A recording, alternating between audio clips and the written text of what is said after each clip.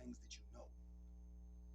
But if you try to grasp the things that you haven't never known, but the whole time the things that you haven't never known have molded you, have created you, have blessed you into being the being that you are.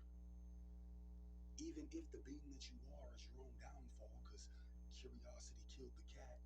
And I know that in my mind, as I go on and on and on, my moments get slower and slower and slower. And I sink deeper and deeper into this depressed mindset. I can't change who I am. I can't become a better person for you. I can't become a better person because the world wants me to be. I have to become a better person because in my heart, truly, I want to be. Now, my journey to being that better person might take me over some hills and down in some valleys that might make me a little rougher around the edges than I want to be or than I was before I started the journey. I don't want to be the same old man that I've always been. But in my life, it seems like I can't stop doing the same old things that I've always done. Now, if you're somebody who's watching and you've been watching my life for my entire life, and you've been watching through the eyes of my own personal experience, and you've been blessed with this godlike complex that you've taken for granted, as I've wallowed in the throes of poverty with my people, and I've wallowed in the throes of ignorance and blindness and deafness with my people. And sometimes, even though I didn't feel alone, I was way more alone than I ever knew. So to all you who see through those eyes, to all you who were granted the privilege to be better than me in this country in which we were supposed to be created as equals, in which my simple birth upon this continent, we were supposed to be the same in all likelihood, the same in all character, the same in all value and morals. To actively and with deliberate indifference take me as a child, a small boy, and mold me into the character of a criminal as you bring me up, and also drop seeds in my life over that span of time that allow me to see in hindsight what I never could have seen in the future, so riddled with so many possibilities. And now in my moment of gravity and darkness, and in my moment of, if I'll have you say, supreme opportunity and supreme value in the future that I alone hold the power in dictating, why then the fine line?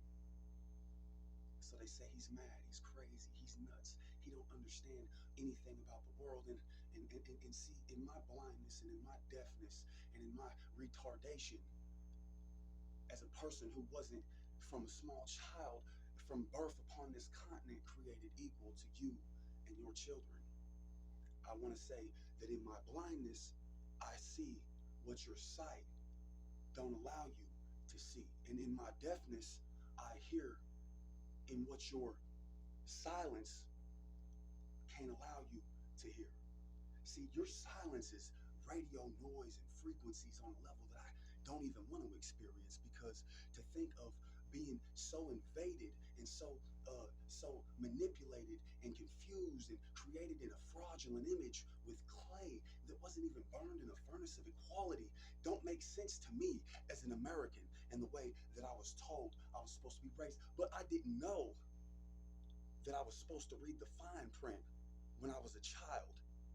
And I'm sorry that I didn't go to the best schools. And I am sorry that I ain't a Harvard or Stanford or Yale graduate. And I'm sorry that I ain't mommy's little grade A prom king. And I'm sorry I wasn't a valedictorian.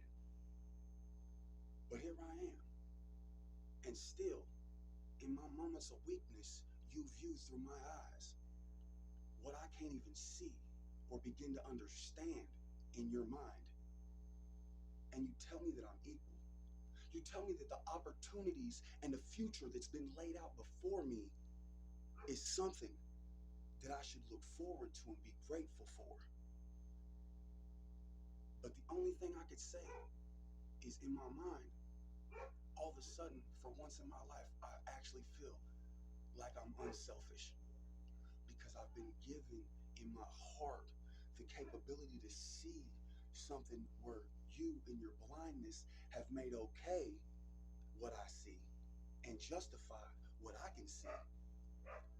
The thousands of other children who are going to be evolved and manipulated and grown in a system that creates them specifically through plan and manipulative actions seeded throughout their life to create the characters that they want them to be. A monetary value on a human life is the same as slavery.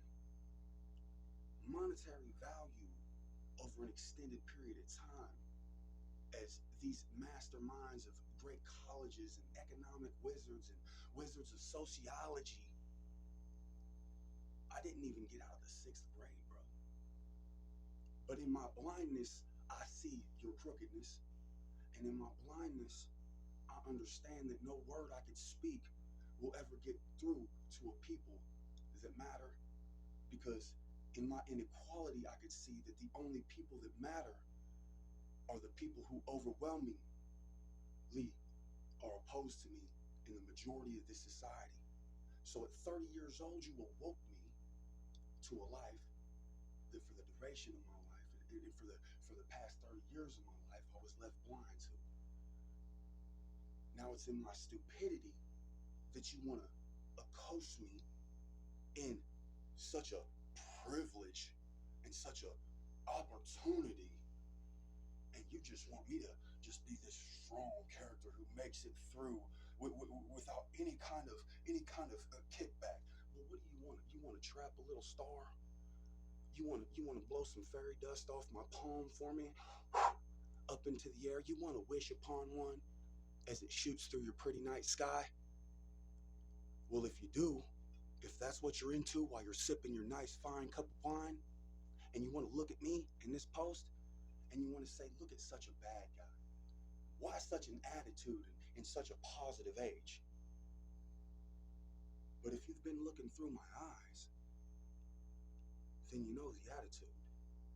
It's not about change or opportunity.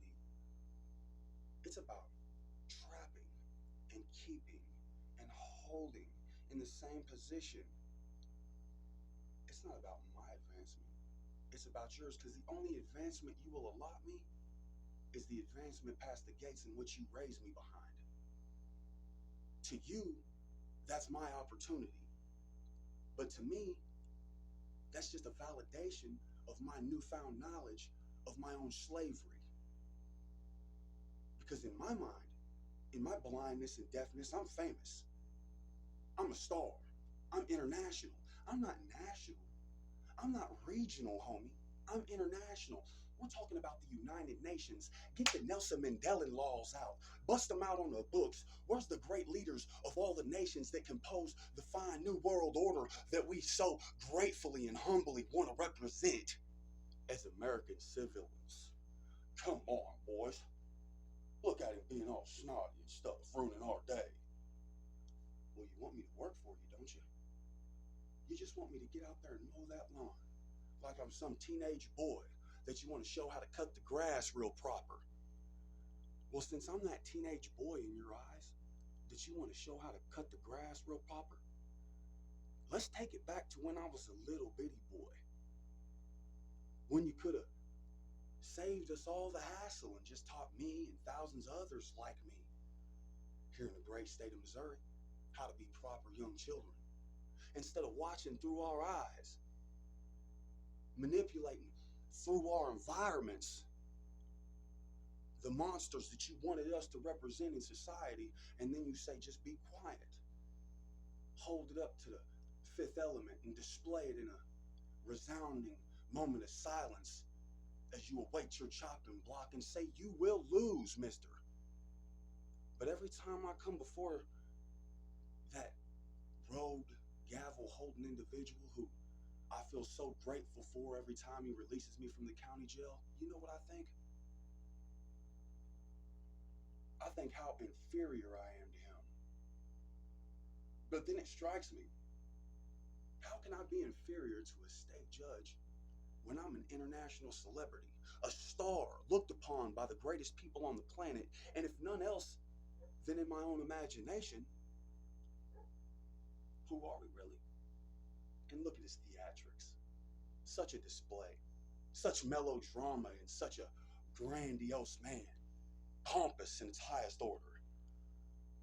Do you not understand that my life for 30 years is something that I look back on and see over an extended period of events that you've seeded and purposely let me know what you had in store for me when I became a certain age? Never would I have guessed something so strange and science fiction sounded as this, boss.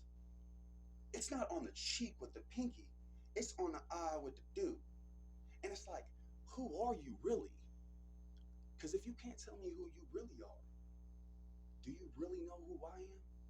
Such an advanced order is only displayed through actions of somebody with such resounding knowledge who can know somebody so personally.